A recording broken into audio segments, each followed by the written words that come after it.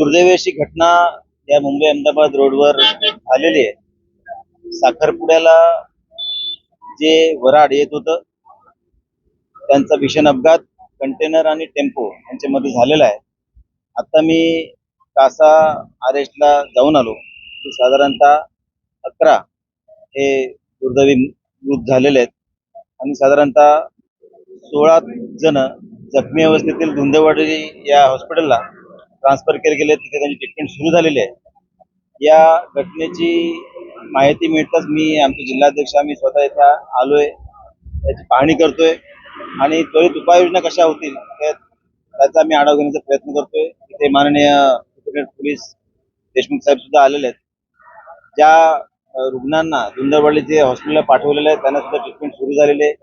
याची लागलीच सूचना हे माननीय मुख्यमंत्री साहेबांना दिली गेलेली आहे, माननीय पालकमंत्री साहेब यांना सुद्धा दिले गेलेले, ते स्वतः इथे यायला निघालेले आहेत आणि प्रदेशाध्यक्ष आमदार माननीय रवींद्र चव्हाण साहेब यांना सुद्धा सूचना दिली गेलेली आहे।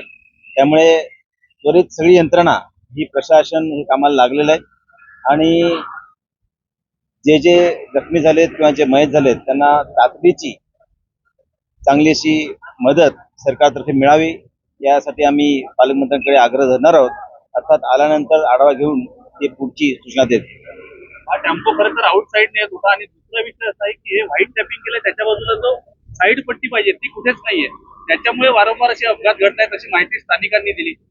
जे ठेकेदार आहेत या महामार्गाचं काम करत होते त्यांना कुठेतरी पाठीशी घातलं जात याचा आरोप नाही, या निमित्ताने या सगळ्या प्रकरणाची चौकशी होईल, रोडची सुद्धा चौकशी होईल, जिथे साईड पट्टी केली गेलेली नाही, जे आवश्यक ज्या नियमानुसार हायवेच्या नियमानुसार जे व्हायला पाहिजे काम ते झाले नसेल तर त्याच्यावर कारवाई झाली पाहिजे। आणि जर या प्रकरणामुळे जर अशा प्रकारचे अपघात होत असतील तर ते टाळता येण्यासाठी काय उपाययोजना करावी लागेल यासाठी सुद्धा नॅशनल हायवे ऑथॉरिटीसाठी आम्ही बोलणार आहोत आणि असे जे अपघात आहेत हे होऊ नये यासाठी दक्षता ही घेतली गेली पाहिजे।